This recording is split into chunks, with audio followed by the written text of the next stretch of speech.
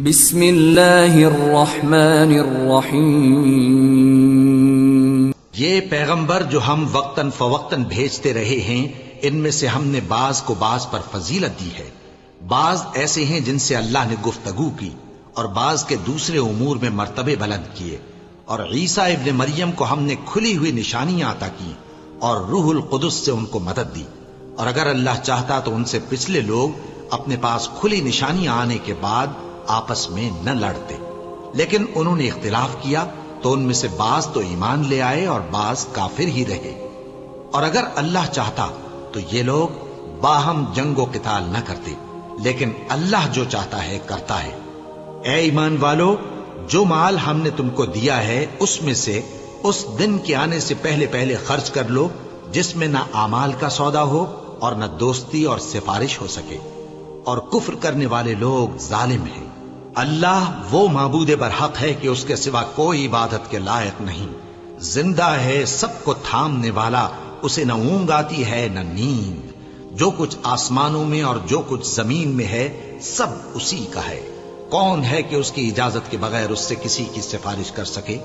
جو کچھ لوگوں کے روبرو ہو رہا ہے اور جو کچھ ان کے پیچھے ہو چکا ہے اسے سب معلوم ہے، اور لوگ اس کی معلومات میں سے کسی چیز پر دسترس حاصل نہیں کر سکتے۔ ہاں، جس قدر وہ چاہتا ہے اسی قدر معلوم کرا دیتا ہے۔ اس کی بادشاہی اور علم آسمان اور زمین سب پر حاوی ہے، اور اسے ان کی حفاظت کچھ بھی دشوار نہیں۔ وہ بڑا عالی رتبہ ہے، جلیل القدر ہے۔ دین اسلام میں کوئی زبردستی نہیں ہے، ہدایت صاف طور پر ظاہر اور گمراہی سے الگ ہو چکی ہے۔ تو جو شخص بتوں سے اعتقاد نہ رکھے اور اللہ پر ایمان لائے، اس نے ایسی مضبوط رسی ہاتھ میں پکڑ لی ہے جو کبھی ٹوٹنے والی نہیں، اور اللہ سب کچھ سنتا ہے، سب کچھ جانتا ہے۔ جو لوگ ایمان لائے ہیں ان کا دوست اللہ ہے کہ اندھیرے سے نکال کر روشنی میں لے جاتا ہے، اور جو کافر ہیں ان کے دوست شیطان ہیں کہ ان کو روشنی سے نکال کر اندھیرے میں لے جاتے ہیں۔ یہی لوگ اہل دوزخ ہیں کہ اس میں ہمیشہ رہیں گے۔ بھلا تم نے اس شخص کو نہیں دیکھا جو اس غرور کے سبب سے کہ اللہ نے اس کو سلطنت بخشی تھی، ابراہیم سے اپنے پروردگار کے بارے میں جھگڑنے لگا؟ جب ابراہیم نے کہا میرا پروردگار تو وہ ہے جو زندگی دیتا ہے اور موت دیتا ہے، وہ بولا کہ زندگی اور موت تو میں بھی دے سکتا ہوں۔ ابراہیم نے کہا کہ اللہ تو سورج کو مشرق سے نکالتا ہے، آپ اسے مغرب سے نکال دیجئے۔ یہ سن کر وہ کافر ہکا بکا رہ گیا، اور اللہ بے انصافوں کو ہدایت نہیں دیا کرتا۔ یا اسی طرح اس شخص کو نہیں دیکھا جس کا ایک بستی پر جو اپنی چھتوں پر گری پڑی تھی گزر ہوا، تو اس نے کہا کہ اللہ اس کے باشندوں کو مرنے کے بعد کیوں کر زندہ کرے گا؟ تو اللہ نے اس کی روح قبض کر لی اور 100 برس تک اس کو مردہ رکھا، پھر اس کو جلا اٹھایا اور پوچھا تم کتنا عرصہ مرے پڑے رہے ہو؟ اس نے جواب دیا کہ 1 دن یا اس سے بھی کم۔ اللہ نے فرمایا نہیں، بلکہ 100 برس مرے رہے ہو، اور اپنے کھانے پینے کی چیزوں کو دیکھو کہ اتنی مدت میں مطلق سڑی بسی نہیں، اور اپنے گدھے کو بھی دیکھو جو مرا پڑا ہے۔ غرض ان باتوں سے یہ ہے کہ ہم تم کو لوگوں کے لیے اپنی قدرت کی نشانی بنائیں، اور ہاں، گدھے کی ہڈیوں کو دیکھو کہ ہم ان کو کس طرح جوڑے دیتے اور ان پر کس طرح گوشت پوست چڑھائے دیتے ہیں۔ جب یہ واقعات اس کے مشاہدے میں آئے تو بول اٹھا کہ میں یقین کرتا ہوں کہ اللہ ہر چیز پر قادر ہے۔ اور جب ابراہیم نے اللہ سے عرض کیا کہ اے پروردگار مجھے دکھا کہ تو مردوں کو کیوں کر زندہ کرے گا، اللہ نے فرمایا کیا تم نے اس بات کا یقین نہیں کیا؟ انہوں نے کہا کیوں نہیں، لیکن میں دیکھنا اس لیے چاہتا ہوں کہ میرا دل اطمینان کامل حاصل کر لے۔ فرمایا کہ 4 پرندے لے لو، پھر ان کو اپنے سے ہلا لو اور ان کے ٹکڑے ٹکڑے کر دو، پھر ان کا ایک ایک ٹکڑا ہر ایک پہاڑ پر رکھ دو، پھر ان کو بلاؤ تو وہ تمہارے پاس دوڑتے چلے آئیں گے، اور جان رکھو کہ اللہ غالب ہے، صاحب حکمت ہے۔ جو لوگ اپنا مال اللہ کی راہ میں خرچ کرتے ہیں ان کے مال کی مثال اس دانے کی سی ہے جس سے 7 بالیں اگیں اور ہر ایک بال میں 100 دانے ہوں، اور اللہ جس کے اجر کو چاہتا ہے اور زیادہ کرتا ہے، اور اللہ کشائش والا ہے، سب کچھ جاننے والا ہے۔ جو لوگ اپنا مال اللہ کے راستے میں صرف کرتے ہیں پھر اس کے بعد نہ اس خرچ کا کسی پر احسان رکھتے ہیں اور نہ کسی کو تکلیف دیتے ہیں، ان کا صلہ ان کے پروردگار کے پاس تیار ہے، اور قیامت کے روز نہ ان کو کچھ خوف ہوگا اور نہ وہ غمگین ہوں گے۔ جس خیرات کے دینے کے بعد لینے والے کو ایذا دی جائے، اس سے تو نرم بات کہہ دینی اور درگزر کرنا بہتر ہے، اور اللہ بے نیاز ہے، بردبار ہے۔ مومنوں، اپنے صدقات و خیرات احسان رکھنے اور ایذا دینے سے اس شخص کی طرح برباد نہ کر دینا جو لوگوں کو دکھاوے کے لیے مال خرچ کرتا ہے اور اللہ اور روز آخر پر ایمان نہیں رکھتا، تو اس کے مال کی مثال اس چٹان کی سی ہے جس پر تھوڑی سی مٹی پڑی ہو اور اس پر زور کا مے برس کر اسے صاف کر ڈالے۔ اسی طرح یہ ریاکار لوگ اپنے اعمال کا کچھ بھی صلہ حاصل نہیں کر سکیں گے، اور اللہ ایسے ناشکروں کو ہدایت نہیں دیا کرتا۔ اور جو لوگ اللہ کی خوشنودی حاصل کرنے کے لیے اور خلوص نیت سے اپنا مال خرچ کرتے ہیں، ان کی مثال ایک باغ کی سی ہے جو اونچی جگہ پر واقع ہو۔ جب اس پر زور کا مے پڑے تو دگنا پھل لائے، پھر اگر مے نہ بھی پڑے تو خیر پھوار ہی صحیح، اور اللہ تمہارے کاموں کو دیکھ رہا ہے۔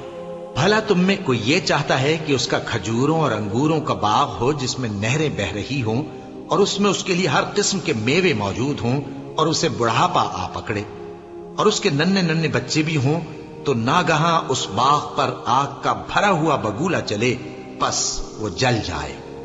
اس طرح اللہ تم سے اپنی آیتیں کھول کھول کر بیان فرماتا ہے تاکہ تم سوچو اور سمجھو۔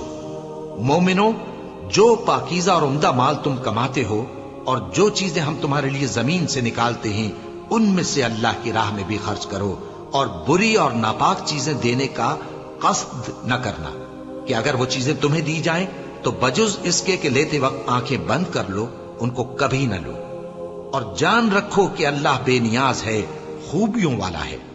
شیطان تمہیں تنگ دستی کا خوف دلاتا اور بے حیائی کے کام کرنے کو کہتا ہے، اور اللہ تم سے اپنی بخشش اور رحمت کا وعدہ کرتا ہے، اور اللہ کشائش والا ہے، سب کچھ جاننے والا ہے۔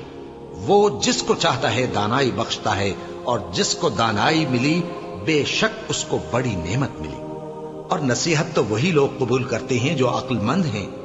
اور تم اللہ کی راہ میں جس طرح کا خرچ کرو یا کوئی نذر مانو، اللہ اس کو جانتا ہے، اور ظالموں کا کوئی مددگار نہ ہوگا۔ اگر تم خیرات ظاہر کر کے دو تو وہ بھی خوب ہے، اور اگر پوشیدہ دو اور دو بھی ضرورت مندوں کو تو یہ تمہارے لیے بہتر ہے، اور اس طرح کا دینا تمہارے گناہوں کو بھی دور کرے گا، اور اللہ کو تمہارے سب کاموں کی خبر ہے۔ اے نبی صلی اللہ علیہ وآلہ وسلم، تم ان لوگوں کی ہدایت کے ذمہ دار نہیں ہو، بلکہ اللہ ہی جس کو چاہتا ہے ہدایت بخشتا ہے۔ اور مومنوں، تم جو مال خرچ کرو گے تو اس کا فائدہ تمہیں کو ہے، اور تم تو جو خرچ کرو گے اللہ کی خوشنودی کے لیے کرو گے، اور جو مال تم خرچ کرو گے وہ تمہیں پورا پورا دے دیا جائے گا، اور تمہارا کچھ نقصان نہیں کیا جائے گا۔ اور ہاں، تم جو خرچ کرو گے تو ان حاجت مندوں کے لیے جو اللہ کی راہ میں رکے بیٹھے ہیں اور ملک میں کسی طرف جانے کی طاقت نہیں رکھتے اور مانگنے سے آر رکھتے ہیں، یہاں تک کہ نہ مانگنے کی وجہ سے ناواقف شخص ان کو تونگر خیال کرتا ہے، اور تم قیافے سے ان کو صاف پہچان لو کہ حاجت مند ہیں، اور شرم کے سبب لوگوں سے منہ پھوڑ کر اور لپٹ کر نہیں مانگ سکتے۔ اور تم جو مال خرچ کرو گے کچھ شک نہیں کہ اللہ اس کو جانتا ہے۔ جو لوگ اپنا مال رات اور دن اور پوشیدہ اور ظاہر اللہ کی راہ میں خرچ کرتے رہتے ہیں، ان کا صلہ ان کے پروردگار کے پاس ہے، اور ان کو قیامت کے دن نہ کسی طرح کا خوف ہوگا اور نہ غم۔ جو لوگ سود کھاتے ہیں وہ قبروں سے اس طرح حواس باختہ اٹھیں گے جیسے کسی کو جن نے لپٹ کر دیوانہ بنا دیا ہو، یہ اس لیے کہ وہ کہتے ہیں کہ سودا بیچنا بھی تو نفع کے لحاظ سے ویسا ہی ہے جیسے سود لینا، حالانکہ سودے کو اللہ نے حلال کیا ہے اور سود کو حرام۔ تو جس شخص کے پاس اللہ کی نصیحت پہنچی اور وہ سود لینے سے باز آ گیا تو جو پہلے ہو چکا وہ اس کا، اور قیامت میں اس کا معاملہ اللہ کے سپرد۔ اور جو پھر لینے لگا تو ایسے لوگ دوزخی ہیں کہ ہمیشہ دوزخ میں جلتے رہیں گے۔ اللہ سود کو نابود یعنی بے برکت کرتا اور خیرات کی برکت کو بڑھاتا ہے، اور اللہ کسی ناشکر گناہگار کو دوست نہیں رکھتا۔ جو لوگ ایمان لائے اور نیک عمل کرتے اور نماز پڑھتے اور زکات دیتے رہے، ان کو ان کے کاموں کا صلہ اللہ کے ہاں ملے گا اور قیامت کے دن ان کو نہ کچھ خوف ہوگا اور نہ وہ غمناک ہوں گے۔ مومنو، اللہ سے ڈرو، اور اگر ایمان رکھتے ہو تو جتنا سود باقی رہ گیا ہے اس کو چھوڑ دو۔ پھر اگر ایسا نہ کرو گے تو تم اللہ اور اس کے رسول کی طرف سے اعلان جنگ سن لو، اور اگر توبہ کر لو گے اور سود چھوڑ دو گے تو تم کو اپنی اصل رقم لینے کا حق ہے، جس میں نہ اوروں کا نقصان اور نہ تمہارا نقصان۔ اور اگر قرض لینے والا تنگ دست ہو تو اسے کشائش کے حاصل ہونے تک مہلت دو، اور اگر زر قرض بخش دو تو وہ تمہارے لیے زیادہ اچھا ہے، بشرطے کہ سمجھو۔ اور اس دن سے ڈرو جبکہ تم اللہ کے حضور میں لوٹ کر جاؤ گے، اور ہر شخص اپنے اعمال کا پورا پورا بدلہ پائے گا اور کسی کو کچھ نقصان نہ ہوگا۔ مومنو، جب تم آپس میں کسی میعاد معین کے لیے قرض کا معاملہ کرنے لگو تو اس کو لکھ لیا کرو، اور لکھنے والا تم میں کسی کا نقصان نہ کرے بلکہ انصاف سے لکھے۔ نیز لکھنے والا جیسا اللہ نے اسے سکھایا ہے لکھنے سے انکار بھی نہ کرے اور دستاویز لکھ دے، اور جو شخص قرض لے وہی دستاویز کا مضمون بول کر لکھوائے، اور اللہ سے کہ اس کا مالک ہے خوف کرے، اور زر قرض میں سے کچھ کم نہ لکھوائے۔ اور اگر قرض لینے والا کم عقل یا ضعیف ہو یا مضمون لکھوانے کی قابلیت نہ رکھتا ہو تو جو اس کا ولی ہو وہ انصاف کے ساتھ مضمون لکھوائے، اور اپنے میں سے 2 مردوں کو ایسے معاملے کے گواہ کر لیا کرو، اور اگر 2 مرد نہ ہوں تو 1 مرد اور 2 عورتیں جن کو تم گواہ پسند کرو کافی ہیں، کہ اگر ان میں سے ایک بھول جائے گی تو دوسری اسے یاد دلا دے گی۔ اور جب گواہ گواہی کے لیے طلب کیے جائیں تو انکار نہ کریں، اور قرض تھوڑا ہو یا بہت اس کی دستاویز کے لکھنے لکھانے میں سستی نہ کرنا۔ یہ بات اللہ کے نزدیک نہایت قرین انصاف ہے، اور شہادت کے لیے بھی یہ بہت درست طریقہ ہے۔ اس سے تم کو کسی طرح کا شک و شبہ بھی نہیں پڑے گا۔ ہاں، اگر سودا دست بدست ہو جو تم آپس میں لیتے دیتے ہو تو اگر ایسے معاملے کے دستاویز نہ لکھو تو تم پر کچھ گناہ نہیں۔ اور جب خرید و فروخت کیا کرو، مثلا زمین جائیداد کی، تو بھی گواہ کر لیا کرو، اور کاتب دستاویز اور گواہ معاملہ کرنے والوں کا کسی طرح کا نقصان نہ کرے۔ اگر تم لوگ ایسا کرو تو یہ تمہارے لیے گناہ کی بات ہے، اور اللہ سے ڈرو اور دیکھو کہ وہ تم کو کیسی مفید باتیں سکھاتا ہے، اور اللہ ہر چیز سے واقف ہے۔ اور اگر تم سفر پر ہو اور دستاویز لکھنے والا نہ مل سکے تو کوئی چیز رہن با قبضہ رکھ کر قرض لے لو، اور اگر تم میں سے کوئی دوسرے کو امین سمجھے یعنی رہن کے بغیر قرض دے دے تو امانت دار کو چاہیے کہ صاحب امانت کی امانت ادا کر دے، اور اللہ سے جو اس کا پروردگار ہے ڈرے، اور دیکھنا شہادت کو مت چھپانا، جو اس کو چھپائے گا وہ دل کا گناہگار ہوگا۔ اور اللہ تمہارے سب کاموں سے واقف ہے، جو کچھ آسمانوں میں اور جو کچھ زمین میں ہے سب اللہ ہی کا ہے۔ تم اپنے دلوں کی بات کو ظاہر کرو گے تو اور چھپاؤ گے تو اللہ تم سے اس کا حساب لے گا، پھر وہ جسے چاہے مغفرت کرے اور جسے چاہے عذاب دے، اور اللہ ہر چیز پر قادر ہے۔ رسول اللہ صلی اللہ علیہ وآلہ وسلم اس کتاب پر جو ان کے پروردگار کی طرف سے ان پر نازل ہوئی ایمان رکھتے ہیں، اور مومن بھی سب اللہ پر اور اس کے فرشتوں پر اور اس کی کتابوں پر اور اس کے پیغمبروں پر ایمان رکھتے ہیں، اور کہتے ہیں کہ ہم اس کے پیغمبروں سے کسی میں کچھ فرق نہیں کرتے، اور وہ اللہ سے عرض کرتے ہیں کہ ہم نے تیرا حکم سنا اور قبول کیا۔ اے پروردگار، ہم تیری بخشش مانگتے ہیں اور تیری ہی طرف لوٹ کر جانا ہے۔ اللہ کسی شخص کو اس کی طاقت سے زیادہ کا ذمہ دار نہیں بناتا۔ اچھے کام کرے گا تو اس کو ان کا فائدہ ملے گا، برے کرے گا تو اسے ان کا نقصان پہنچے گا۔ اے پروردگار، اگر ہم سے بھول یا چوک ہو گئی ہو تو ہم سے مواخذہ نہ کیجو۔ اے پروردگار، ہم پر ایسا بوجھ نہ ڈالیو جیسا تو نے ہم سے پہلے لوگوں پر ڈالا تھا۔ اے پروردگار، جتنا بوجھ اٹھانے کی ہم میں طاقت نہیں اتنا بوجھ ہم پر نہ رکھیو، اور اے پروردگار، ہمارے گناہوں سے درگزر کر اور ہمیں بخش دے اور ہم پر رحم فرما، تو ہی ہمارا مددگار ہے، سو ہم کو کافروں پر غالب کر۔ شروع اللہ کا نام لے کر جو بڑا مہربان نہایت رحم والا ہے۔ الف لام میم۔ اللہ جو معبود برحق ہے उसके सिवा कोई इबादत के लायक नहीं, जिंदा है सबको थामने वाला। उसने ए नबी तुम पर सच्ची किताब नाजिल की जो पहली आसमानी किताबों की तस्दीक करती है, और उसी ने तौरात और इंजील नाजिल की थी। ये दो किताबें उसने पहले नाजिल की थीं लोगों की हिदायत के लिए, और फिर कुरान जो हक और बातिल को अलग अलग कर देने वाला है नाजिल किया। जो लोग अल्लाह की आयतों का इनकार करते हैं उनको सख्त अजाब होगा, और अल्लाह जबरदस्त है, बदला लेने वाला है। अल्लाह ऐसा खबीर और बसीर है कि कोई चीज उससे पोशीदा नहीं, न जमीन में और न आसमान में। वही तो है जो मां के पेट में जैसी चाहता है तुम्हारी सूरतें बनाता है। उस गालिब हिकमत वाले के सिवा कोई इबादत के लायक नहीं। ए पैगंबर, वही तो है जिसने तुम पर यह किताब नाजिल की जिसकी बाज आयतें मुहकम हैं और वही असले किताब है, और बाज दूसरी मुतशाबे हैं। तो जिन लोगों के दिलों में कजी है वो मुतशाबिहात का इत्तिबा करते हैं ताकि फितना बर्पा करें और मुराद असली का पता लगाएं।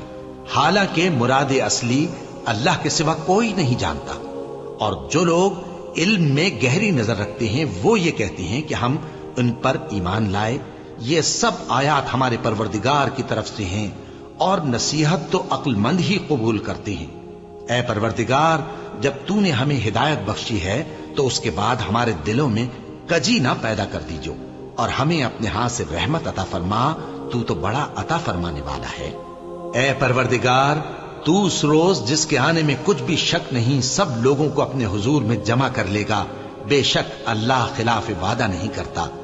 जो लोग काफिर हुए उस दिन न तो उनका माल ही अल्लाह के अजाब से उनको बचा सकेगा और न उनकी औलाद ही कुछ काम आएगी, और ये लोग आतशे जहन्नम का ईंधन होंगे। इनका हाल भी फिरौनियों और इनसे पहले लोगों का सा होगा जिन्होंने हमारी आयतों की तकजीब की थी, तो अल्लाह ने उनको उनके गुनाहों के सबब अजाब में पकड़ लिया था, और अल्लाह सख्त अजाब करने वाला है। ऐ पैगंबर, काफिरों से कह दो कि तुम दुनिया में भी अनकरीब मगलूब हो जाओगे और आखिरत में जहन्नम की तरफ इकट्ठा किए जाओगे, और वो बुरी जगह है।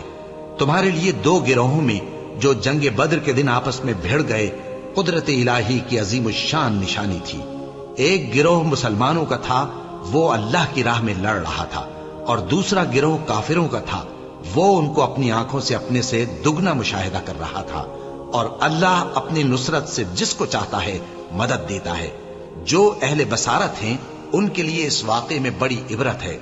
लोगों को उनकी ख्वाहिशों की चीजें यानी औरतें और बेटे और सोने और चांदी के बड़े बड़े ढेर और निशान लगे हुए घोड़े और मवेशी और खेती बड़ी जीनतदार मालूम होती हैं, मगर ये सब दुनिया ही की जिंदगी के सामान हैं, और अल्लाह के पास बहुत अच्छा ठिकाना है। ऐ पैगंबर, इनसे कहो कि भला मैं तुमको ऐसी चीज बताऊं जो इन चीजों से कहीं अच्छी हो। सुनो, जो लोग परहेजगार हैं उनके लिए अल्लाह के यहां बागात बहिश्त हैं जिनके नीचे नहरें बह रही हैं, उनमें वो हमेशा रहेंगे, और पाकीज़ा बीवियां हैं, और सबसे बढ़कर अल्लाह की खुशनूदी। और अल्लाह अपने सब बंदों को देख रहा है जो अल्लाह से इल्तिजा करते हैं कि ऐ परवरदिगार, हम ईमान ले आए सो हमको हमारे गुनाह मुआफ फरमा और हमको दोज़ख के अजाब से महफूज रख।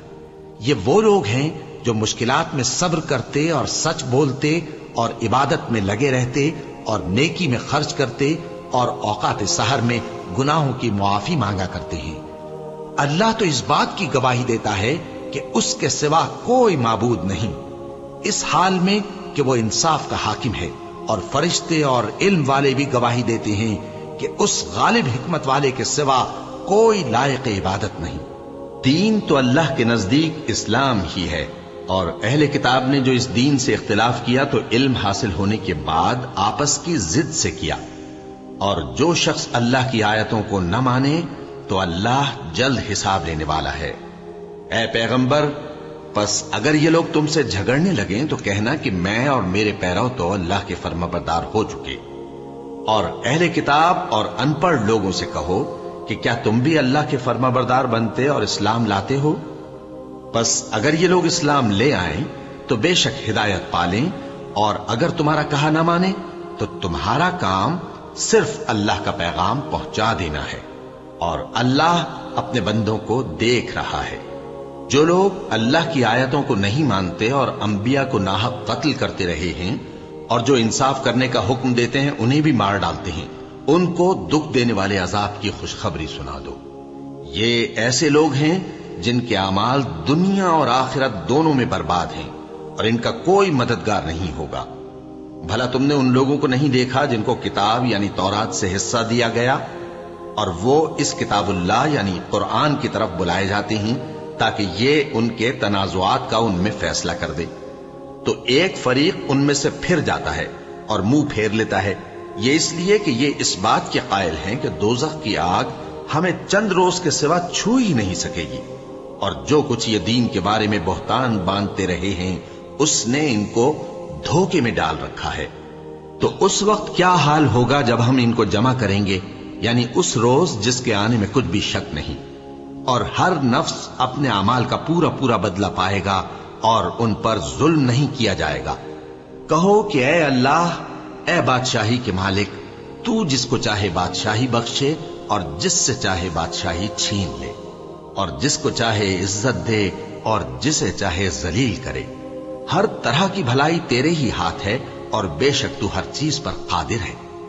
تو ہی رات کو دن میں داخل کرتا اور تو ہی دن کو رات میں داخل کرتا ہے، تو ہی بے جان سے جاندار پیدا کرتا ہے اور تو ہی جاندار سے بے جان پیدا کرتا ہے، اور تو ہی جس کو چاہتا ہے بے حساب رزق بخشتا ہے۔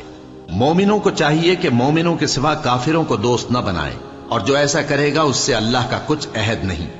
ہاں، اگر اس طریق سے تم ان کے شر سے بچاؤ کی صورت پیدا کرو تو مذائقہ نہیں۔ اور اللہ تم کو اپنے غضب سے ڈراتا ہے اور اللہ ہی کی طرف تم کو لوٹ کر جانا ہے۔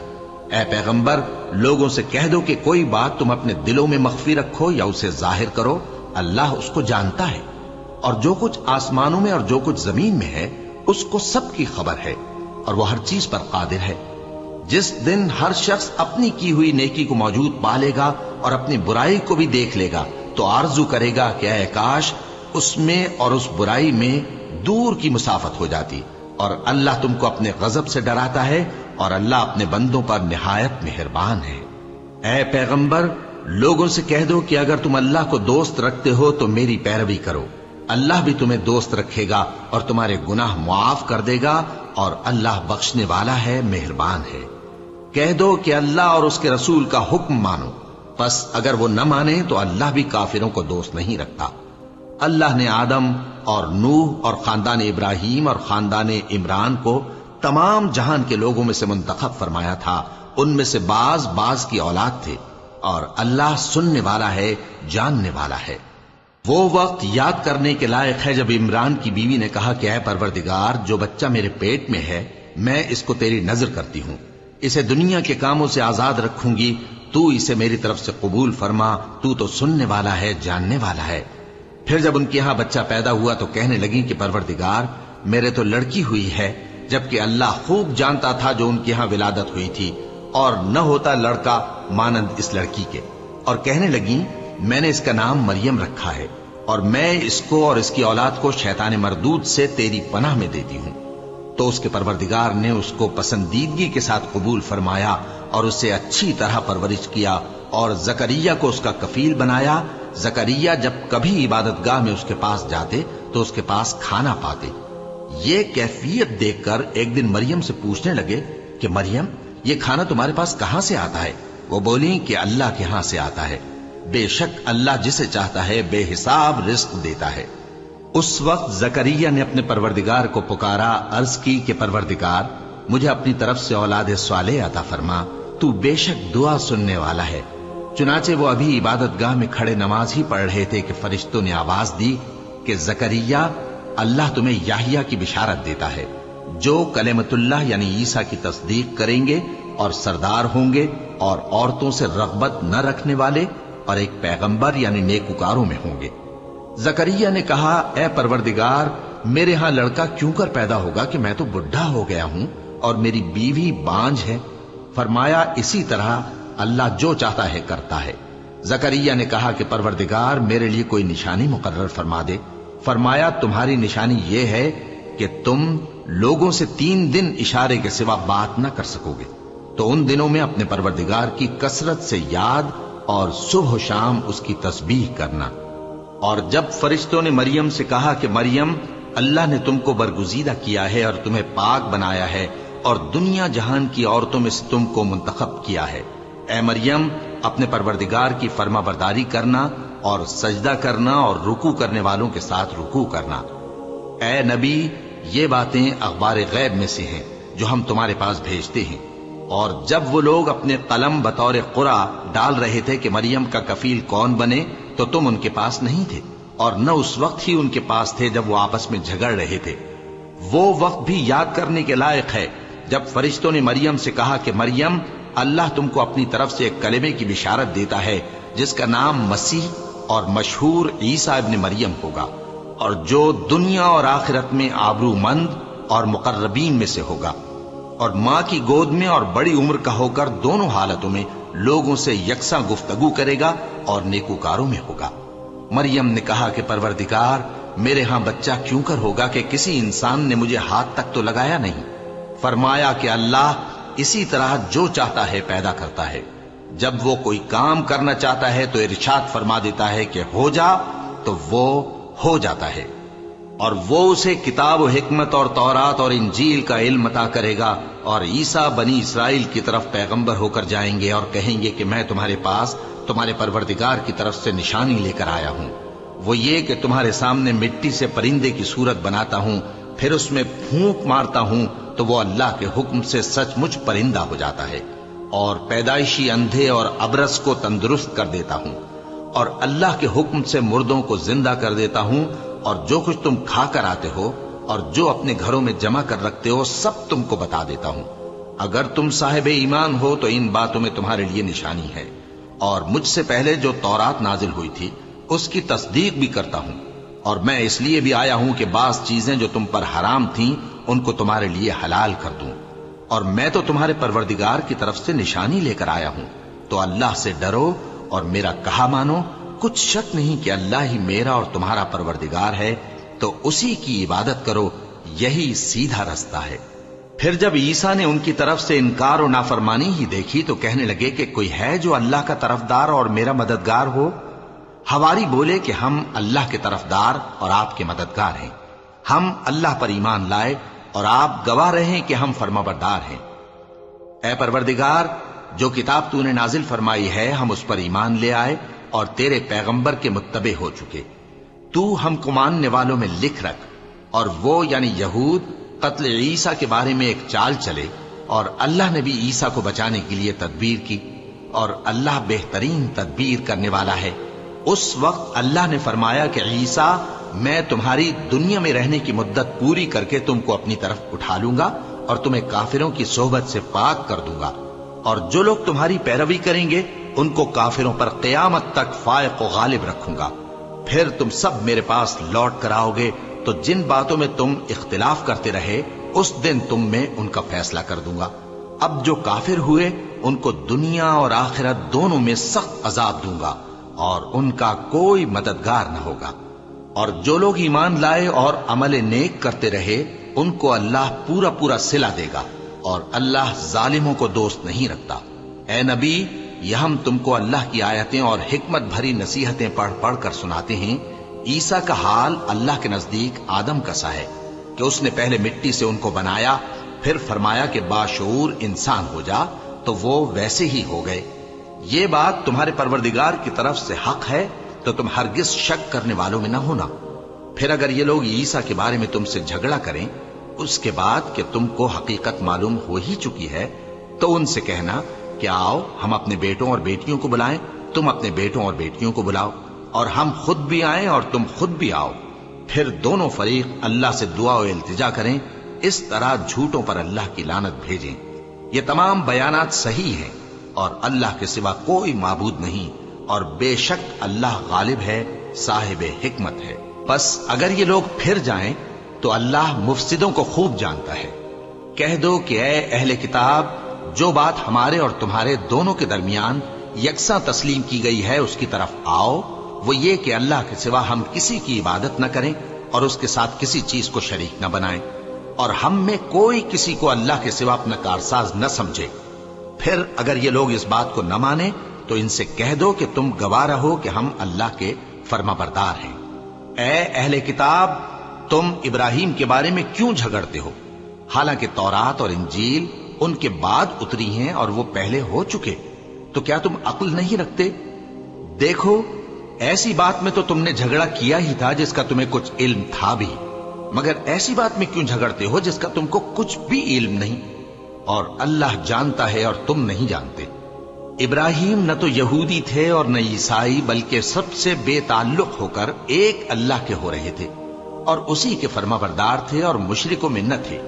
ابراہیم سے زیادہ قرب رکھنے والے تو وہ لوگ ہیں جو ان کی پیروی کرتے رہے، اور یہ پیغمبر آخر الزماں صلی اللہ علیہ وآلہ وسلم اور وہ لوگ جو ایمان لائے ہیں، اور اللہ مومنوں کا کارساز ہے۔ اے اہل اسلام، بعض اہل کتاب اس بات کی خواہش رکھتے ہیں کہ کسی طرح تم کو گمراہ کر دیں، حالانکہ یہ تم کو کیا گمراہ کریں گے، اپنے آپ کو ہی گمراہ کر رہے ہیں اور نہیں جانتے۔ اے اہل کتاب، تم اللہ کی آیتوں سے کیوں انکار کرتے ہو اور تم تورات کو مانتے تو ہو؟ اے اہل کتاب، تم سچ کو جھوٹ کے ساتھ خلط ملط کیوں کرتے ہو اور حق کو کیوں چھپاتے ہو جبکہ تم جانتے بھی ہو؟ اور اہل کتاب کا ایک گروہ اپنے آدمیوں سے کہتا ہے کہ جو کتاب مومنوں پر نازل ہوئی ہے اس پر دن کے شروع میں تو ایمان لے آیا کرو اور اس کے آخر میں انکار کر دیا کرو، تاکہ وہ اسلام سے برگشتہ ہو جائیں، اور اپنے دین کے پیروں کے سوا کسی اور کی بات کا یقین نہ کر لینا۔ اے پیغمبر، کہہ دو کہ ہدایت تو اللہ ہی کی ہدایت ہے۔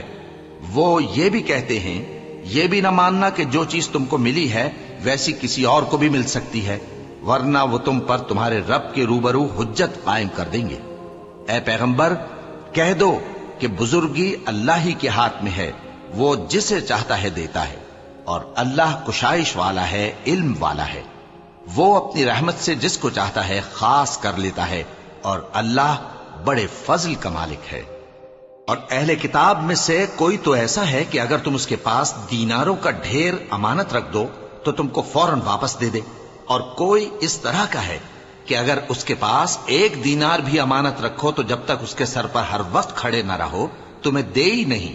یہ اس لیے کہ وہ کہتے ہیں کہ امیوں کے بارے میں ہم سے مواخذہ نہیں ہوگا۔